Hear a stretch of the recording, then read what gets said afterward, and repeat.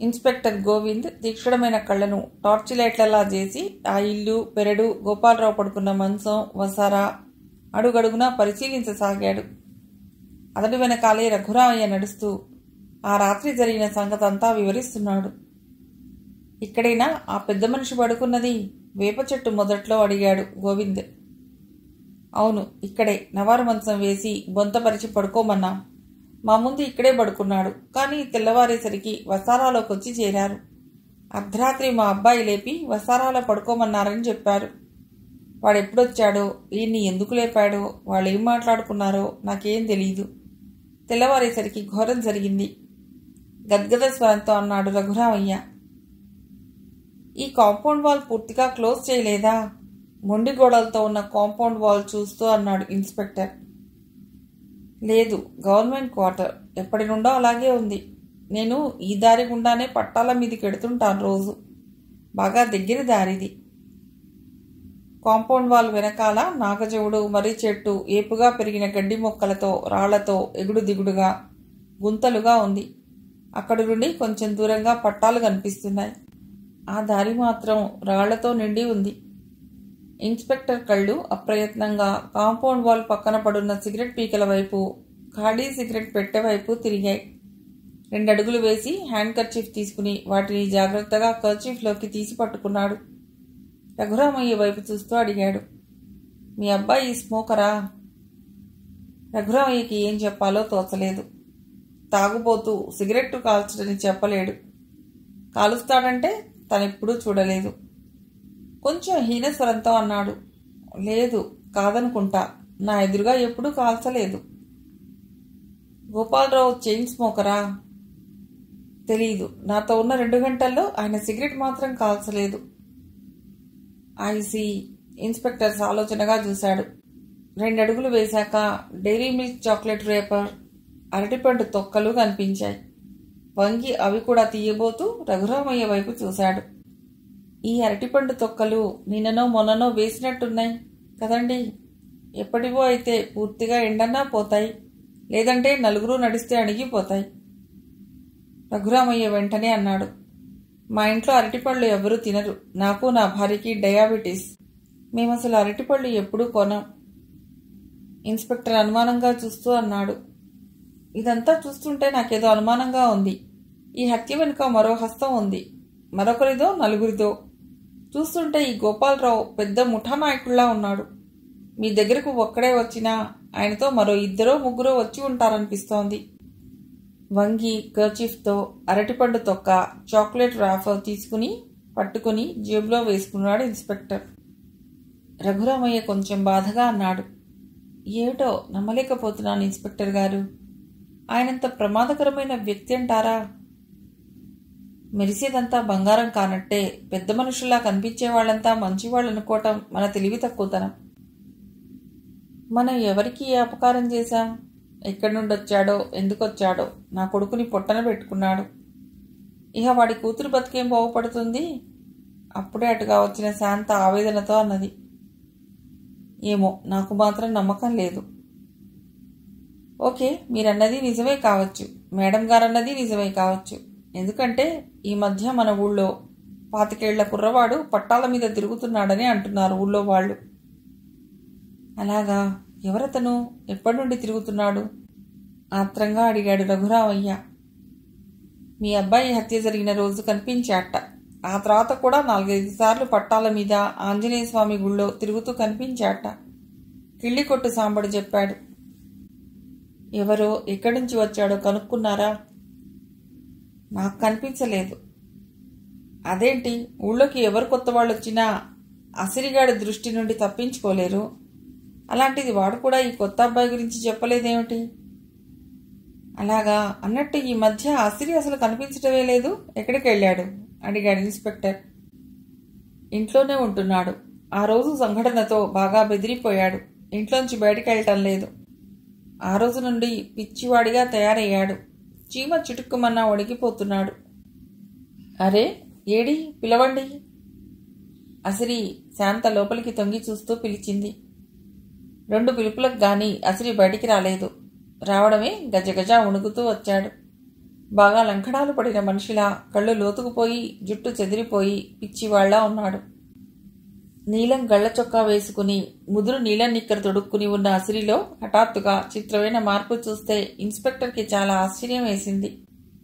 వీడికి వాణినాథం అంటే ఇంత ప్రేమ అభిమానం ఉన్నాయా? అతడి మరణం వీడిని ఇంతగా కుంగదీసిందా? చిత్రంగా ఉంది. ఈ అమాయకుడికి బాధ వేదన ఉన్నాయా? ఓ వ్యక్తి కోసం బెంగ పెట్టుకోవడం అనేది ఇలా జరిగింది.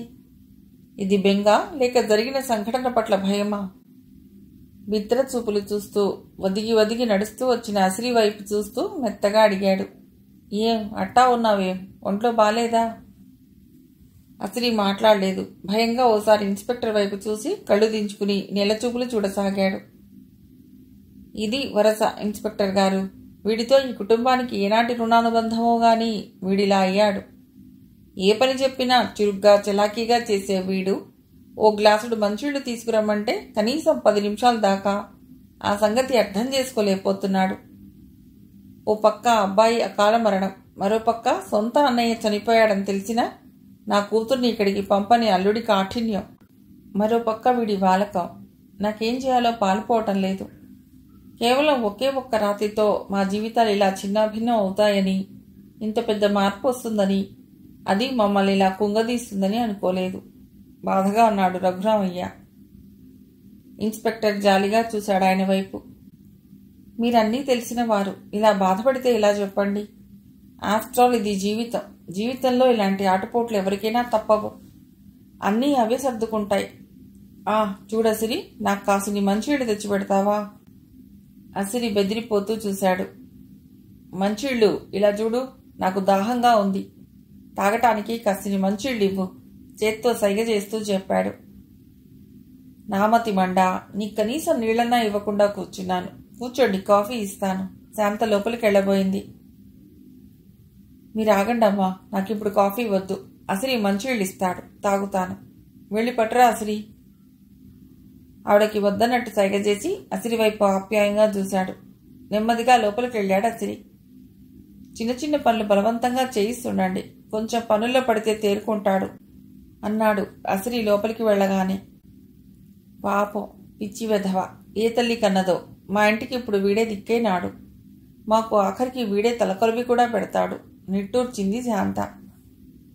అసిరి కొన్ని నిమిషాల్లో లోపలుండి స్టీల్ గ్లాస్లో మంచినీళ్ళు తీసుకుని అడుగులో అడుగు వేసుకుంటూ వచ్చి ఇన్స్పెక్టర్ చేతికి గ్లాస్ ఇచ్చాడు. గ్లాస్ అందుకుంటూ అతడి చేతికి ఉన్న కట్టు చూసి ఆశ్చర్యంగా అడిగాడు ఇన్స్పెక్టర్. చేతికి ఆ కట్టేమిటి? అసిరి భయంగా చూశాడు. అప్రయత్నంగా అడుగులు వెనక్కి వేశాడు. దెబ్బ తగిలిందా? అడిగాడు ఇన్స్పెక్టర్. అసిరి తలూపాడు. ఎలా? మళ్ళీ అడిగాడు. సోడా కొడుతుంటే గోళీ వచ్చి తగిలిందిట, శాంత చెప్పింది. సోడా కొట్టావా? నువ్వెందుకు కొట్టావు? వాడు మళ్ళీ శాంత వైపు చూశాడు. వాగుడుకాయలా వాగేవాడు, నోరు విప్పడమే లేదు. నేను కూడా తరచి తరచి అడిగితే చెప్పాడు. వీరయ్య ఏటో వెడుతూ కాసేపు వీడిని బండి దగ్గర కూర్చోబెట్టి వెళ్ళాట. ఎవరో ప్రయాణికులు సోడా కావాలంటే కొట్టాట. వచ్చి రాని మేళం, దెబ్బ తగిలించుకున్నాడు. గోళీ తగిలితే చాలా చిన్న దెబ్బ తగిలి ఉండాలే, అంత పెద్ద కట్టు కట్టావేమిటి? చిన్నది కాదండి, పెద్ద దెబ్బే తగిలింది. ఆ కట్టు నేనే కట్టాను. ఇన్స్పెక్టర్ భృగుటి ముడిపడింది. మంచిళ్ళు తాగి గ్లాస్ అసిరి ముందు చాపాడు. వాడు నెమ్మదిగా వచ్చి గ్లాస్ అందుకుని లోపలికి వెళ్ళిపోయాడు. వస్తానమ్మా. మళ్ళీ వస్తాను సార్. లేచి నిలబడ్డాడు. ఆ గోపాలరావు వాళ్ళ ఊరికి కూడా వెళ్ళలేదన్నారు కదూ? అడిగింది శాంత. అవునమ్మా, వెళ్ళలేదుట. వాళ్ళింటి మీద నిఘా ఉంచాను. ఎవరెవరు ఉన్నారింట్లో? ఆయన భార్య, కూతురు, ఎవరో బంధువులమ్మాయి ఉన్నారట. ఆయన ఏ క్షణం వచ్చినా వెంటనే అరెస్ట్ చేయమని ఆదేశాలు ఇచ్చారు మా ఎస్పీ గారు. చట్టం కళ్ళుగప్పి ఎక్కడికి వెళ్ళలేరు. త్వరలో పట్టుకుంటాం. పట్టుకోవడం కాదు, నా కళ్ళ ఎదురుగా వాడికి ఊరేయండి, కసిగా అన్నది శాంత. శాంత వారిస్తూ పిలిచాడు రఘురామయ్య. ఆయనలోని శాంతానికి, సంస్కారానికి ముగ్ధుడై చూశాడు ఇన్స్పెక్టర్. ఎంత గొప్ప మనసు ఈయనది అనిపించింది. వస్తాను సార్ అన్నాడు. అలాగే, వెళ్ళిరండి. రఘురామయ్య సెలవు తీసుకున్నాడు. శాంత కూడా చేతులు జోడించింది. ఇన్స్పెక్టర్ అక్కడి నుండి నేరుగా రైలు స్టేషన్ వైపు స్కూటర్ పోనిచ్చాడు. అప్పటికి ప్లాట్ఫామ్ అంతా ఖాళీగా ఉంది. పళ్ళ బళ్ళు, బిస్కెట్ ప్యాకెట్లు, పిప్పర్మెంట్లు అమ్మేవాళ్ళు బళ్ళు ఓ పక్కన ఆపుకుని విశ్రాంతి తీసుకుంటున్నారు. ఇప్పట్లో బళ్లే రావు కాబోలు అనుకున్నాడు ఇన్స్పెక్టర్. స్కూటర్ పార్క్ చేసి ముందుకు నడిచాడు. సోడా, సోడా, రంగు సోడా, నిమ్మ సోడా, బాబుగారు సోడా కొట్టమంటారా? ఆ చిన్న ప్లాట్ఫామ్ మీద తన సోడా బండి రోజులాగే నిలుపుకుని అరుస్తున్నాడు వీరయ్య. మధ్య మధ్యలో ఒకళ్ళిద్దరికి చుయ్యమనే శబ్దంతో గోళీలు తీస్తూ సోడా సోడా అని చెవికోసిన మేకలా అరుస్తూనే ఉన్నాడు. ఇన్స్పెక్టర్ గోవిందం చేతిలో సిగరెట్ ఆఖరి దమ్ములాగి కింద పడేసి వీరయ్య దగ్గరికి వచ్చాడు. వీరయ్య, ఓ సోడా కొట్టు. ఆయ్, రంగు సోడా కొట్టమంటారేటండి? వద్దు, నిమ్మకాయ సోడా ఇవ్వు. అలాగేనండి. వీరయ్య గాజు గ్లాస్ శుభ్రంగా కడిగి నిమ్మకాయలు తీసుకుని జాగ్రత్తగా చాకుతో కోయసాగాడు. ఏరా, ఎట్టా నడుస్తోంది నీ వ్యాపారం? అడిగాడు ఇన్స్పెక్టర్. ఏం నడుస్తాదండి, ఈ మధ్యన సోడాలు ఎవరు తాగుతాండారు? మన ప్లాట్ఫామ్ మీదకి వచ్చే పెద్ద మనుషులు నిమ్మ సోడా తాగుతారు, లేకపోతే కూల్ డ్రింకులు తాగుతుంటారు. నువ్వు కూడా వ్యాపారం మార్చకపోయావా లాభసాటిగా? లేకపోతే నా చిన్నప్పటి నుండి మా అయ్య తాత చేసిన వ్యాపారం బాబు ఇది. ఇదే మమ్మల్ని పెంచి పెద్దోళ్ళని చేసింది. ఇదే మాకు నిలవటానికి ఇంత నీడనిచ్చింది. దీన్ని ఎలా వదులుకుంటాం బాబు? ఇంత తీసుకోండి. కబుర్లు చెప్తూనే కమ్మటి సోడా తయారు చేసి అందించాడు. కొద్దిగా తాగి, బ్రహ్మాండంగా ఉందిరా, నీ నిమ్మ సోడా తాగడానికి రావాలి జనం ఈ ఊరికి అన్నట్టు ఈ మధ్య అసిరిగాడు నీకు తోడుగా ఉంటూ నీ పని సగం తగ్గించినట్టున్నాడు. వీరయ్య నిమ్మకాయ తొక్కలు ఓ పక్కన పడేస్తూ, ఆడేం చేస్తాడండి నాకు పని తగ్గేయటానికి, ఆడి మొహం. ఈ మధ్యన మన టేషన్ మాస్టర్ గారి బాబుగారు పోయినప్పటి నుండి ఆడు పిచ్చోడైనాడండి సమాధానం చెప్పి సోడా నెరవసాగాడు. అవును, భయపడ్డాట. ఏటో సినబాబు గారి పానాలు ఇంత అకస్మాత్తుగా దేవుడట్టి కడతాడని కలగన్నాడేంటండి? బాధగా అన్నాడు వీరయ్య. నిజమే, బాబు మరణంతో ఆ ఇల్లే వల్లకాడైంది. ఇటు చూస్తే స్టేషన్ మాస్టారు కుంగిపోయారు. చెట్టంత కొడుకుపోయి అమ్మగారు మతిపోయింది. ఆ అసిరిగాడేమో అల్లా అయ్యాడు. దానికి తోడు వేలికి పెద్ద దెబ్బ. దెబ్బేటండి?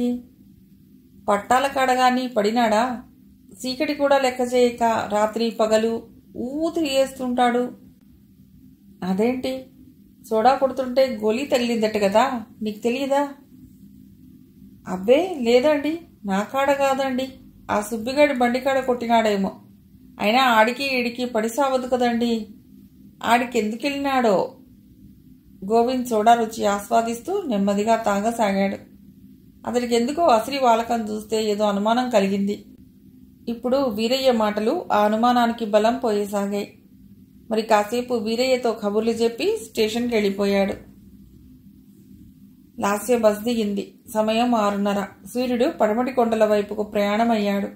మెల్లిగా సంధ్యాకాంత మేలి ముసుగు తొలగించి ప్రపంచం వైపు తొంగి చూస్తోంది. అడపాదడపా వర్షాలు పడుతున్నాయనటానికి సూచనగా మట్టి నేలంతా చిత్తడిగా ఉంది. బ్యాగు భుజానికి వేసుకుని కాలు జారకుండా జాగ్రత్తగా దిగి ఎటు వెళ్లాలా అని ఆలోచిస్తూ ఓ క్షణం అక్కడే నిలబడింది. చిన్న బస్టాండ్. విజయవాడ చుట్టుపక్కల ఊళ్లకు అక్కడి నుండి బస్సులు పోతాయి. అక్కడ కేవలం ఒక కూల్ డ్రింక్ షాప్ ఉంది. అందులోనే బిస్కెట్లు, చాక్లెట్లు, కేకులు, మిఠాయి ఉండలు, అరటిపళ్ళు అమ్ముతుంటాడు భద్రాచలం. అందులోనే కొన్ని న్యూస్ పేపర్లు కూడా అమ్ముతుంటాడు. భద్రాచలం వయస్సు 35 ఏళ్లు ఉంటాయి. వచ్చిపోయే బస్సుల్లోంచి దిగే అమ్మాయిలకేసి వెకిలి చూపులు చూస్తూ వాళ్ల వివరాలు సేకరిస్తూ ఉంటాడు. అతడికి పెళ్లి కాలేదు. అతడు నపుంసకుడని పెళ్లి కాలేదంటారు కొందరు. అతడి బుద్ధి మంచిది కాదని ఏ సంబంధాలు కుదరక పెళ్లి కాలేదంటారు మరికొందరు. ఏది ఏమైనా అతడు బ్రహ్మచారి. ఉదయం 6ంటికి తీస్తాడు షాపు, రాత్రి 12ంటికి మూస్తాడు. సినిమా పత్రికలు కొన్ని, మధ్య మధ్య విజయవాడ వెళ్ళినప్పుడు కొన్ని బూత్ పుస్తకాలు తీసుకొచ్చి అమ్ముతుంటాడు. లాస్య బస్సు దిగగానే అతడి దృష్టి ఆ అమ్మాయి మీద పడింది. భద్రాచలం, లిమ్కా ఇవ్వు. బస్సు దిగిన పెద్ద ఆయన కండువా దులుపుకుంటూ చేతిలో ఉన్న 10 రూపాయల నోటు భద్రాచలంకి ఇస్తూ అడిగాడు. భద్రాచలం చూపు లాస్య మీద నుండి తిప్పకుండా లింకాలు తీసిచ్చాడు. చల్లగా ఉందా? వెధవ ఎండాకాలం పోయినా ఉక్కపోత మాత్రం తగ్గలేదు అంటూ సీసాను 4 వైపులా చేత్తో ముట్టుకున్నాడు. ఉందిలేండి, తాగండి అతను అలాగే చూస్తూ అన్నాడు. అతని ధోరణి అర్థం కాని పెద్ద మనిషి అతడు చూస్తున్న వైపు చూశాడు. సీసాతో నెత్తిమీద ఒక్కటేయాలనిపించింది. వెధవ, వీడి అందానికి అమ్మాయిల్ని తినేసేలా చూస్తున్నాడు. పాపం ఆ పిల్ల ఎవరో ఊరికి కొత్తలా ఉంది అనుకుంటూ ఖాళీ సీసా గట్టిగా చప్పుడయ్యేలా పెట్టాడు. ఆ శబ్దానికి ఉలిక్కిపడి, ఏటండి, సీసా పగులుద్ది, నెమ్మదిగా పెట్టలేరు కోపంగా అన్నాడు. పగలని, నువ్విలా వక్రబుద్ధితో వ్యాపారం చేస్తుంటే సీసా ఏం కర్మ, ఈ కొట్టే పగులుద్ది. ఎందుకు ఆ పిల్లను అలా తినేసేలా చూస్తున్నావు? హుషారుగా అన్నాడు భద్రాచలం. ఆ పిల్ల సినిమా యాక్టర్ అండి, మనూరు వచ్చింది. వస్తుంది, నిన్ను చూద్దామని సినిమా యాక్టర్ వస్తుంది ఎటకారంగా అన్నాడు ఆయన. నమ్మరేటండి, ఆ పిల్ల సినిమా యాక్టరే, మా గొప్ప యాక్టర్లేండి, ఈ మధ్యన ఊపేస్తోంది. అయ్యగారు కొట్టు చూసుకుంటుండండి, ఓ పాలి పిల్లను పలకరించి వస్తాను. కొట్టులోంచి లేచిన అతడిని కంగారుగా ఆపాడు. నీ తలకాయ్, సినిమా తార ఇక్కడికి ఎందుకు వస్తుందిరా? వచ్చినా ఏ షూటింగ్కో వస్తే యూనిట్ వాళ్లతో కలిసి వస్తుంది. పిచ్చేషాలేసి చెప్పు దెబ్బలు తినమాక, ఊరి పరువు పోద్ది. కూర్చో, ఎవరో ఏటో ఎవరింటికి వచ్చిందో కొత్త పిల్ల అంటూ చెడామెడా తిట్టి ఆయన లాస్య నిల్చున్న దగ్గరికి నడిచాడు. ఎవరమ్మా ఇవమ్మా, ఎవరింటికి వచ్చావు అడిగాడు.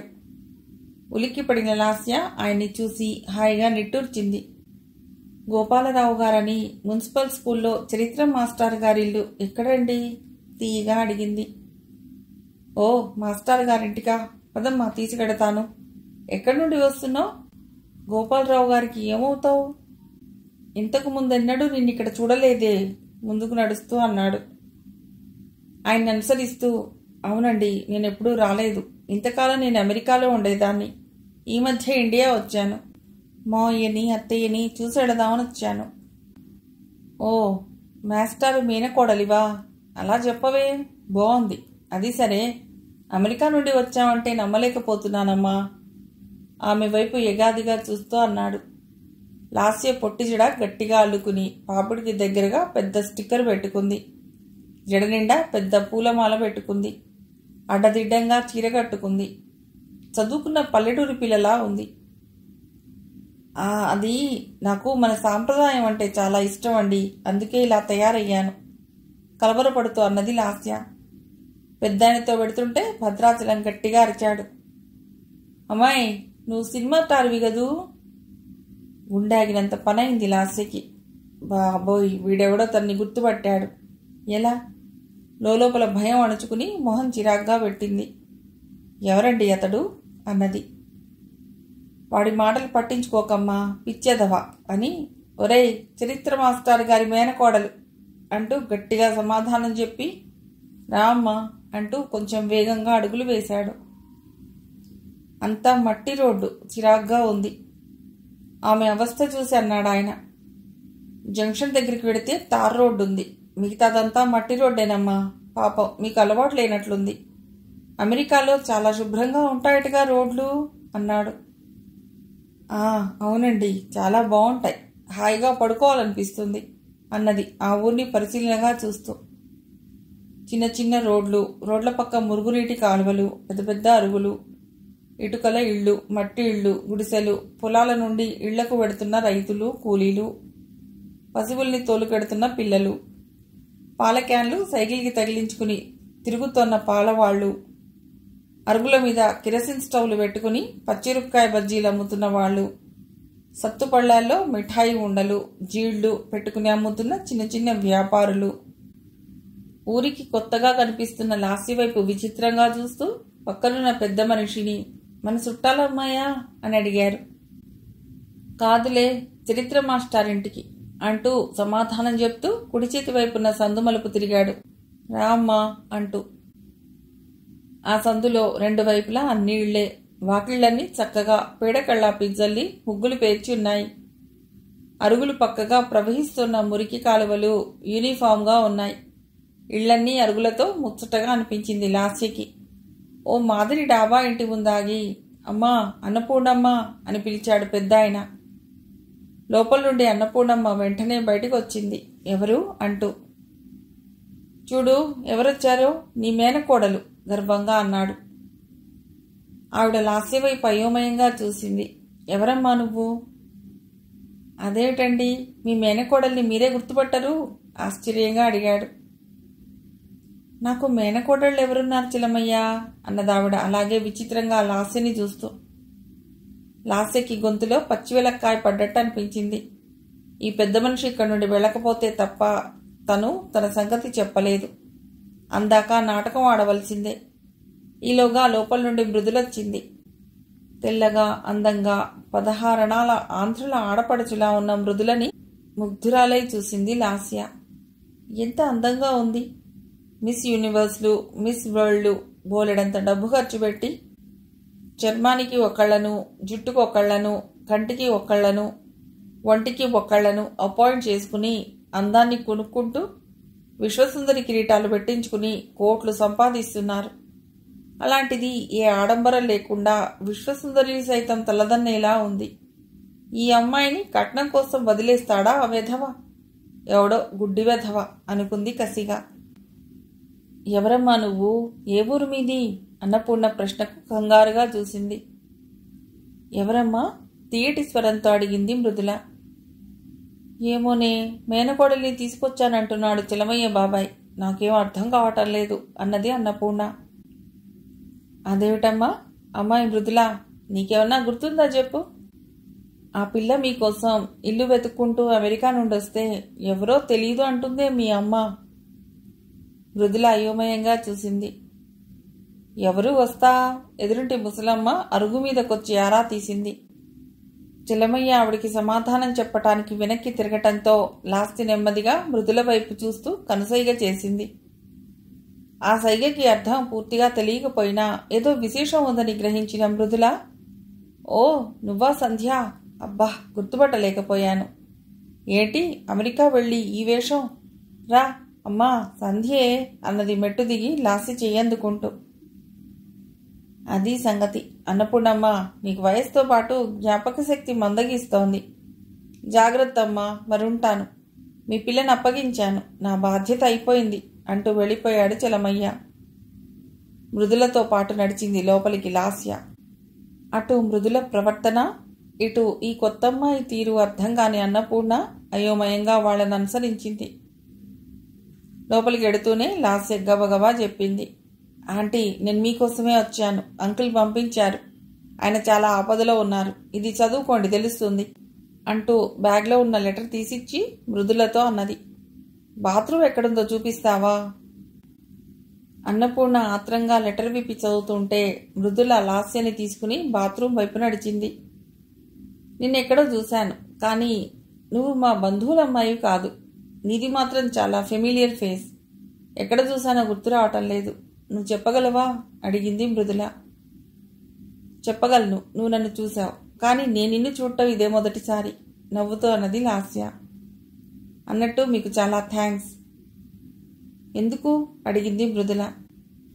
వరసైతే ఏదో చెప్పాను కానీ నా పేరేం చెప్పాలో తోచలేదు. సంధ్య అని మంచి పేరన్నావు.